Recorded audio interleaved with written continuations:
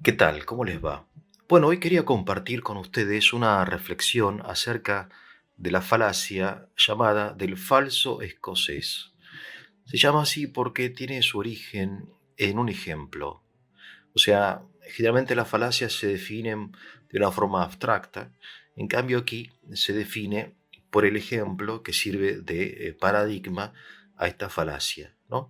Recuerden ustedes que la falacia es una construcción lógica errónea, que parece verdadera pero es falsa, ¿no? O sea que pertenece a la lógica. Lo que pasa es que la lógica, como lo repetí varias veces, tiene como dos aspectos, ¿no? El aspecto de la estructura y el aspecto del contenido. La falacia del falso escocés introduce en la estructura del silogismo una distinción que evita que que se manifieste el error. Voy al ejemplo. Dice así, es un diálogo entre dos escoceses, ¿no? Todo escocés, dice uno, come la avena sin azúcar. Aclaro, avena, ¿no? Es un desayuno muy frecuente en la Europa del Norte, en países fríos, porque la avena es un alimento calórico, muy barato, y después que en invierno, bien caliente, es muy bueno, ¿no? En lugares fríos, por ejemplo, en los países eslavos, en Rusia o en Bielorrusia, o también en Escocia, en Gran Bretaña, es frecuente desayunar con avena. Todo escocés entonces come avena sin azúcar. El segundo escocés, él le responde, mi tío Andrew es escocés y le pone azúcar a la avena. Bien, de modo que lo que dice este segundo escocés está refutando, ¿no? Está negando la primera premisa. ¿De qué forma? Bueno, mi tío Andrew, que es escocés, le pone azúcar a la avena, de modo que no todo escocés, concluiríamos, ¿no?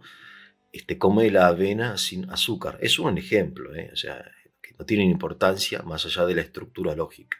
El primer escocés, en lugar de admitir su error y modificar su afirmación y decir, por ejemplo, que la gran mayoría de los escoceses dice lo siguiente, y aquí viene la falacia, presten atención, es muy interesante.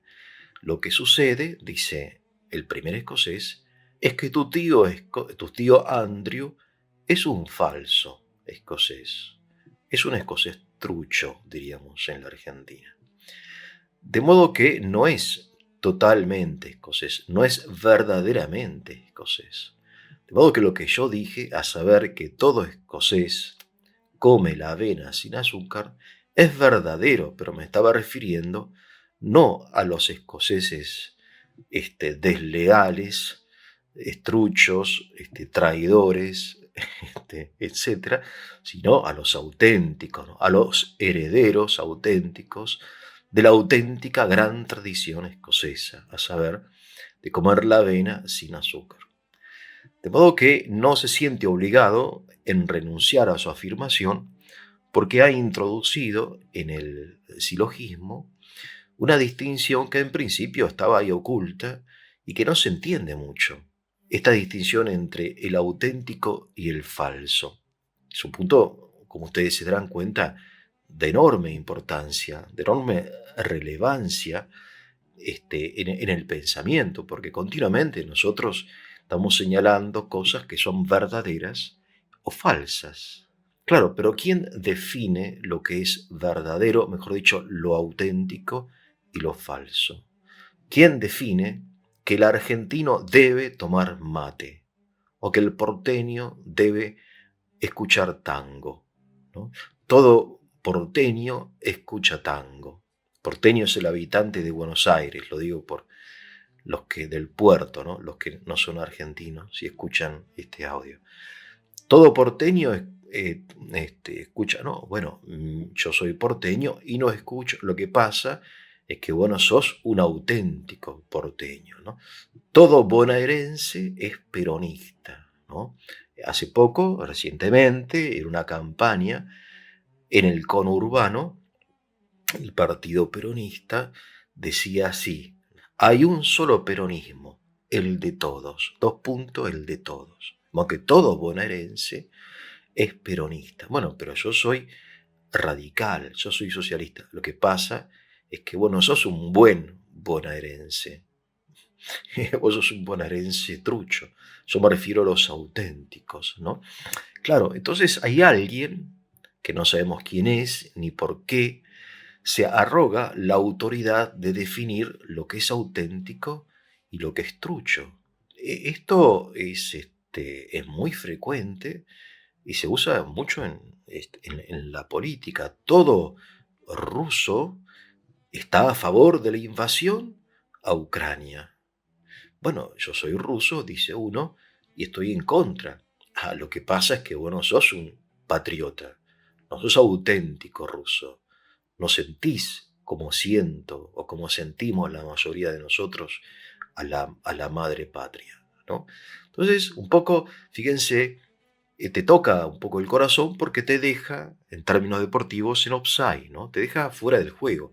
Claro, porque te pone como fuera de lo auténtico. Vos sos falso. En la Edad Media, por ejemplo, cuando la iglesia se extendió, se expandió hacia el norte, hacia los pueblos eslavos, y entonces hubo que fue muy bien recibido el cristianismo por los países eslavos, ¿no? La actual, no sé, Ucrania o Rusia, Bielorrusia, en fin, etcétera, y los países del sur, Yugoslavia, etcétera. Hasta ese momento los cristianos rezaban en tres lenguas, que eran el latín, el griego, y algunos, muy pocos, rezaban en arameo, pero una gran minoría, ¿no?, que habitaba quizá en la actual Palestina. Las lenguas del imperio eran el griego y el latín. Y resulta que ahora los hermanos Cirilo y Metodio, que fueron grandes misioneros entre los eslavos, decidieron traducir los libros litúrgicos al eslavo. No, el cristiano, decían muchos, y entre ellos muchos del clero, obispos también. Estos cristianos, decían los hermanos Cirilo y Metodio, rezan a Cristo, a Dios Padre, en eslavo. No, no, son truchos, porque el auténtico cristiano tiene que rezar en las lenguas de la tradición, ¿no? En las lenguas en las que fue escrito el INRI, que es la tablilla que fue escrita sobre la cruz del Señor, ¿no? INRI Isus Nazarenus Rex Judeorum, ¿no? En latín, en arameo y en griego. Se llama la herejía de las tres lenguas, que nosotros hoy le vemos como una herejía, pero aquella en la época fue muy fuerte, y los hermanos Cirilo y Metodio tuvieron que sufrir mucho, fueron encarcelados, finalmente fueron defendidos por el Papa de su época, ¿no? Claro, porque el auténtico, todo auténtico cristiano, reza en esto, en aquello. No, pero estos rezan, no, pero no son auténticos, ¿no? Entonces, esta distinción que ustedes ven se puede usar desde lo pequeño hasta lo mediano, y de lo mediano hasta lo muy grande, y es una distinción que nos plantea diversas preguntas, ¿no? Ya la pregunta, que es una gran pregunta, acerca de qué es lo auténtico y qué es lo falso, ¿no? Desde el punto de vista lógico, estrictamente lógico, lo auténtico es lo que entra en la definición de la cosa. Entonces, a mí me dicen que todo escocés come la avena sin azúcar. Yo me tengo que preguntar si el comer la avena sin azúcar entra en la definición del escocés. ¿Qué es un escocés? ¿Quién es un escocés? El escocés es una persona que ha nacido en Escocia o se ha naturalizado, ha asumido, ha adoptado la ciudadanía escocesa, nada más. Es decir, no entra en la definición de escocés el comer avena, aunque sea una gran tradición, ¿no? Ahora, si yo digo, por ejemplo, todo vegetariano no come carne. Mi tío, digo yo, o dice mi amigo, es vegetariano y come carne. Es decir, no es lo mismo, ¿verdad? O sea, esta frase contiene, ustedes lo sienten, un error. ¿Y por qué? Y porque mientras que el comer la avena sin azúcar no entra en la definición de escocés, no comer carne entra en la definición de vegetariano. De modo que yo no puedo decir así ligeramente que mi tío es vegetariano y come carne, ¿no? Puede ser que le gustaría ser vegetariano, admira a los vegetarianos, fue vegetariano, pero si come carne no es vegetariano. Y no puedo decirle, vos quién sos para definir lo que significa ser vegetariano. Bueno, vegetariano, todo el mundo sabe, significa una sola cosa, no comer carne. En fin, en general, después no sé, habrá muchas formas de vegetarianos, en fin, de veganos y eso y aquello, en fin, es todo un mundo, pero en principio estamos de acuerdo, ¿no? La música folclórica argentina es una corriente musical que se ejecuta con determinados instrumentos, a saber, la guitarra, el bombo, no sé, quizá el violín, ¿no? La quena, la flauta, y se ejecuta, se canta, cuando es cantada, en lengua española. Bueno, mi amigo, Manolo, es miembro de un equipo, de un grupo folclórico que utiliza guitarra eléctrica, batería, bajo eléctrico, teclado eléctrico y cantan en inglés. Bueno, yo puedo decir, bueno, tu amigo Manolo y todos sus amigos, puede ser que hagan música muy linda, pero eso no es folclore argentino. Pero ¿y vos quién sos para definir lo que es el folclore? ¿Con qué autoridad vos podés decir que el folclore argentino solamente, exclusivamente, debe usar estos instrumentos o cantarse en español? Aquí, obviamente, como ven, ya pasamos del orden lógico al orden de las cosas reales, ¿no? Es decir, al análisis de la realidad en sí, que siempre es compleja. Ahora bien, en toda la complejidad de toda realidad, tenemos que distinguir, y a esto se trata esta falacia, lo que es propio y lo que es accidental. ¿Es propio del folclore argentino, o sea, se predica con necesidad del folclore argentino ser cantado en español? Me parece que sí, pero bueno, como yo no soy folclorista, no me siento con la autoridad para definir, pero me parece que en general, en principio, se puede cantar en inglés, pero en fin, es en español. Ahora, con respecto a los instrumentos, me parece que hay una mayor flexibilidad. Ahora, ¿cuál es el límite? ¿Dónde deja de ser folclore? Bueno, probablemente cuando cambia el ritmo, ¿no? El ritmo es lo que define una música, no sé, la samba, la chacarera, son ritmos en definitiva. Entonces, cuando ya deja de ser... Ahora, claro, para eso se requiere ser especialista. Especialista en ese campo particular. No especialista en lógica, sino en el campo particular, ¿verdad? Bien, las naciones cristianas, las potencias cristianas de Europa, como por ejemplo Bélgica, Francia, Gran Bretaña, España, Portugal, Holanda, esclavizaron a pueblos y tribus afroamericanas.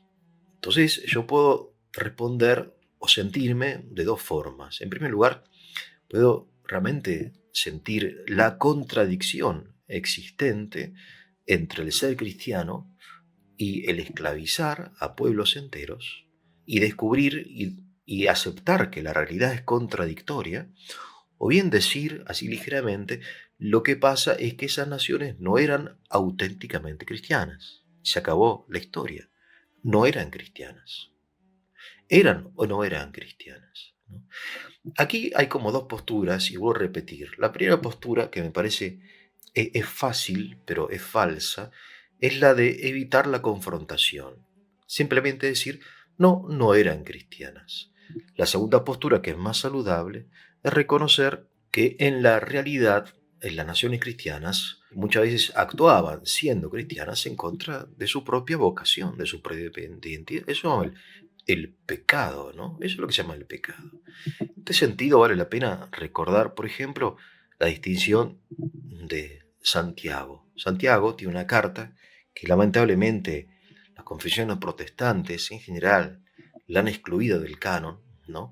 Por considerarla deuterocanónica, pero que en la Iglesia católica, en la Iglesia ortodoxa, y quizá en otras iglesias evangélicas también la carta de Santiago, Santiago que dice, bueno, hay una fe viva y una fe muerta, pero la fe muerta es fe, no es que no sea fe, es una auténtica fe, pero está muerta. Es decir, y trae una frase, ¿no? Dice, los demonios creen y tiemblan. O sea, no es que no creen, o sea, que no saben acerca de la existencia de Dios. Pero esa realidad que ellos conscienten, asienten, que aceptan, no les produce alegría, sino resentimiento. En fin, entonces, en lugar de decir sencillamente que esto no es auténtico, porque al decir que no es auténtico, estoy diciendo que no es. Es decir, esto de que todo escocés come la avena sin azúcar, el decir que todo auténtico escocés, en fin, estoy excluyendo de este grupo llamado Escocia a las personas que comen avena con azúcar, ¿no? Entonces es una forma, sencillamente, repito, de excluir del conjunto de una realidad determinada aquellos que no pertenecen a lo que yo entiendo como definición de la cosa. Y generalmente, o muchas veces, nosotros empezamos como a restringir las cosas, o sea, a definirlas cada vez de una forma más restrictiva, menos amplia, ¿no? Esto es así, y no puede ser de otra manera. ¿Y por qué? Bueno, porque lo digo yo. Por otro lado, este argumento del falso escocés, y voy terminando, sirve también para evitar la confrontación con la realidad. Por ejemplo, los socialistas, ¿no? Los defensores de la doctrina de Marx en sus diversas formas, cuando se les plantea el fracaso histórico del socialismo, por ejemplo, en la Unión Soviética o en Cuba o, no sé, en Corea del Norte o en Venezuela o en otros lugares donde se quiso instalar, implementar. ¿Qué dicen los socialistas? No, eso, lo que pasa es que eso no era socialismo, ¿no? Es un argumento bastante interesante que utilizaron los comunistas europeos, sobre todo los franceses, cuando luego de la muerte de Stalin en el año 1953, en fin, vino una época de destalinización de la Unión Soviética. Khrushchev era el secretario general. Entonces salió a la luz todos los crímenes de Stalin, etcétera, y todas las desgracias, los genocidios tremendos que había provocado, las purgas, ¿no? Entonces, los socialistas franceses que decían, no, lo que pasa es que eso no es socialismo, eso es otra cosa. Claro, es una forma bastante fácil, pero creo yo engañosa de salir del paso, ¿no? Esto, por ejemplo, todo liberal está a favor del libre mercado, ¿sí? Vos estás en contra del libre mercado en una cuestión particular, por lo tanto no sos liberal. No, es falso, porque siendo liberal uno puede estar en alguna cuestión particular en contra del libre mercado, porque aún para los liberales el libre mercado no es la única ley de la sociedad.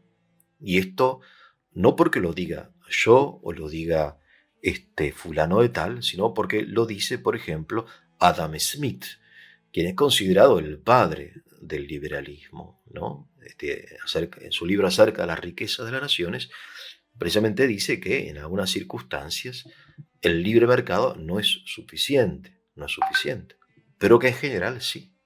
¿Se entiende? Y lo mismo se puede decir acerca en fin, de todos las ideologías, que cuando uno, en lugar de admitir los defectos, los límites reales de la cosa, creo que este es el punto fundamental al cual nos invita a reflexionar esta falacia. Es decir, descubrir los límites reales de las cosas, su carácter flexible, la posibilidad de que una realidad pueda ser y una y diversa, ¿no? De que el folclore se puede ejecutar con otro tipo de instrumentos, con que un liberal pueda, por ejemplo, en un caso particular, estar a favor de una ley proteccionista, con que un socialista pueda también reconocer las miserias del socialismo, que un cristiano pueda reconocer las miserias del cristianismo histórico, y etcétera, ¿no?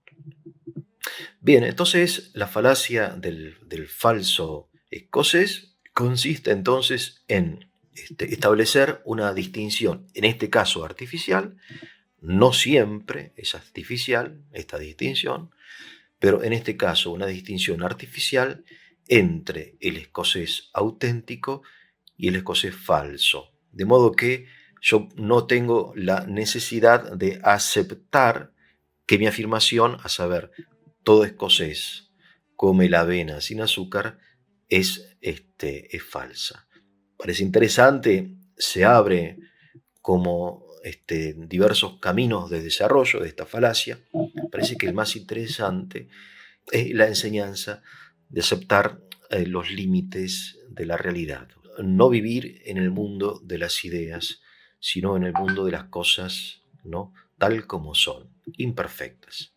Bueno, con esto me despido. Si fue de su utilidad, les voy a pedir que le pongan el like, lo compartan, se suscriban para la difusión del canal. Que tengan un buen día.